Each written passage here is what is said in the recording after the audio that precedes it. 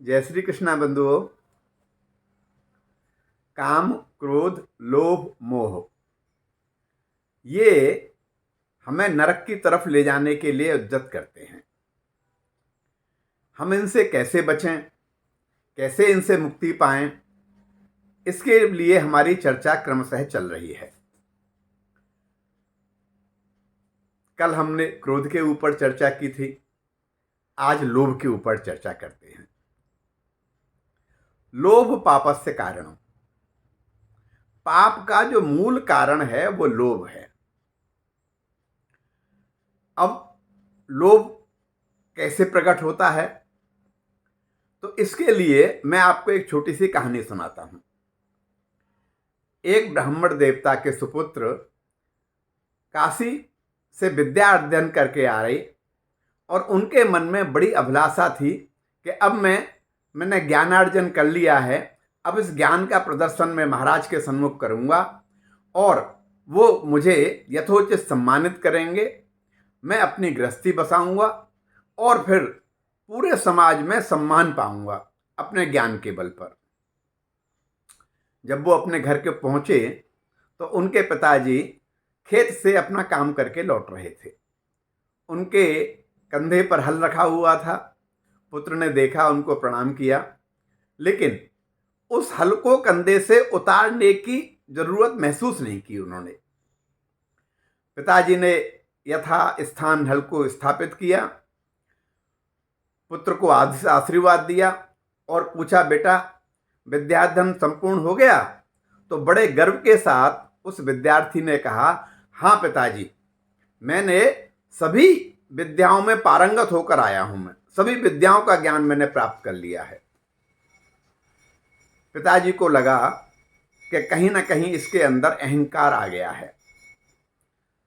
तो जब पिता पुत्र दोनों भोजन करने बैठे तो उन्होंने अपने पुत्र से पूछा कि बेटा, आपको सभी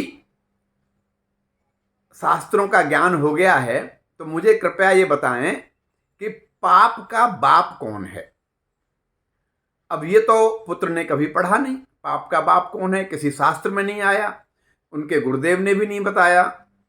तो उन्होंने कहा, पूज्य पिताजी, मुझे तो ज्ञात नहीं है कि पाप का बाप कौन है, मेरे तो गुरुदेव ने कभी पढ़ाया नहीं और ना ही किसी शास्त्र में मैंने देखा है कि पाप का बाप कौन है।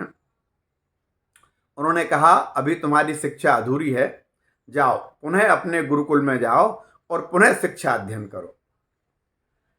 अब ये जो ब्राह्मण का पुत्र था, मन में बहुत सारी अभिलाषाएं पाले हुए था। यह विद्या अध्ययन संपूर्ण होने के पश्चात ये करूँगा, वो करूँगा, अपना गृहस्थी बसाऊंगा, सम्मान पाऊंगा।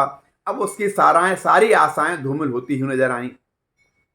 पिता की आज्ञा थी, पुनः विद्या अध्ययन के लिए काशी की तरफ प्रस्थान किया।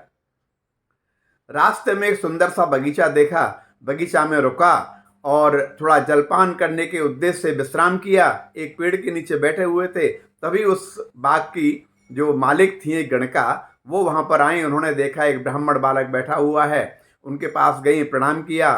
बोले, महाराज आप कहाँ से पधारे हैं, कहाँ जा रहे हैं, मैं कुछ सहायता आपकी कर सकती हूँ? तो उन्होंने कहा कि मैं विद्या अध्ययन करने के लिए काशी जा रहा हूँ, मेरे पिता की आज्ञा है, मैं पिता के वचनों का पालन करने के उद्देश्य से पुनः काशी जा रहा हूँ। हर विद्या तो मैं अध्ययन कर चुका, परंतु मेरे पिता की आज्ञा है कि मुझे अभी संपूर्ण ज्ञान नहीं मिला है, तो मैं पुनः काशी में पढ़ने जा रहा हूँ।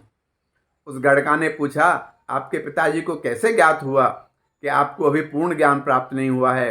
उन्होंने कहा, पूछा कि पुत्र ये बताओ पाप का बाप कौन है, और मैं इसका जवाब नहीं दे पाया। तो गणका ने कहा, ब्राह्मण देवता, यहाँ विश्राम करना ठीक नहीं है, यहाँ पर कीड़े कांटे निकलते रहते हैं, समीप ही मेरा घर है, आप वहाँ चलिए और वहाँ पर बैठ के हम चर्चा करेंगे। तो गणका का नाम सुनकर उन्होंने कहा, नहीं नहीं, हम तो आपके यहाँ नहीं जा सकते, आपके यहाँ जाना तो निषिद्ध है हमारे लिए। तो उन्होंने कहा, मैं आपको 10 स्वर्ण मुद्राएं दूंगी, आप चलिए मेरे साथ। अब ब्राह्मण देवता के जो पुत्र थे 10 स्वर्ण मुद्राओं के लोभ में आकर गणका के साथ चले गए। गणका ने कहा, आप विराजिए, मैं आपके लिए भोजन की व्यवस्था करते हूँ। तो उन्होंने कहा, नहीं नहीं, हम आपके हाथ से भोजन नहीं करेंगे, हम आपका बनाया हुआ हम भोजन प्राप्त भी नहीं करेंगे। तो उन्होंने कहा ठीक है, मैं आपको एक अच्छी सामग्री निकाल देती हूँ, आप भोजन पका लीजिए, उसके पश्चात हम चर्चा करेंगे।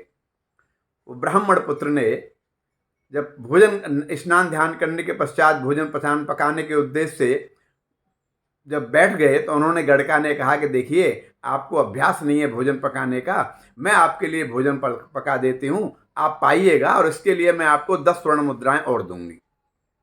ब्राह्मण लोभ के वशीभूत होकर फिर पुनः गणका की बात मानने लगे। जब भोजन बना लिया, भोजन भगवान को अर्पित करने लगे, तो गणका ने कहा देखिए, मेरे यहाँ आज तक कोई भी किसी प्रकार का कोई शुभ कर्म करने वाला ब्राह्मण नहीं आया है। आज आप प्रथम व्यक्ति हैं जो मेरे यहाँ पर आए हैं, तो आप कृपया मेरे हाथ से अगर भोजन करेंगे तो मेरे लिए बड़े गर्व की बात होगी और संभवतः मेरे पाप भी धुल जाएंगे। तो उन्होंने कहा नहीं नहीं नहीं, हम आपके हाथ से तो भोजन कदापि नहीं कर सकते।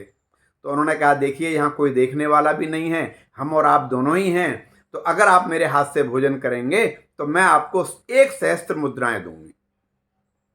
अब 1 सहस्त्र मुद्राएं सुनकर ब्राह्मण देवता तो पुलकित हो गए। उन्होंने कहा अच्छा ठीक है, आप खिलाइए। और जैसे ही उन्होंने अपना मुंह खोला, गड़का ने धड़ाक से एक तमाचा उनके गाल पर रख दिया। तो उन्होंने कहा अरे ये क्या किया? बोले आपको ज्ञान देना था कि पाप का बाप कौन है।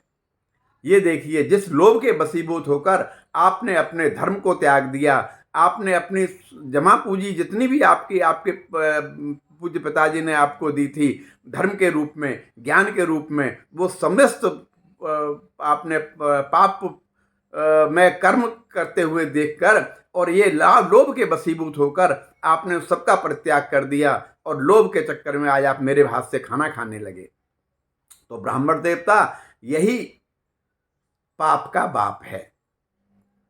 तो जो बात हमने पूर्व में कही थी कि लोभ पापस्य कारणम, लोभ ही समस्त पापों का कारण है, तो बंधुओं इस लोभ से बचिए। अगर आपने लोभ पर नियंत्रण कर लिया तो विश्वास मानिए कि आपने बहुत सारी अपनी समस्याओं का समाधान स्वतः प्राप्त कर लिया। जय श्री कृष्ण।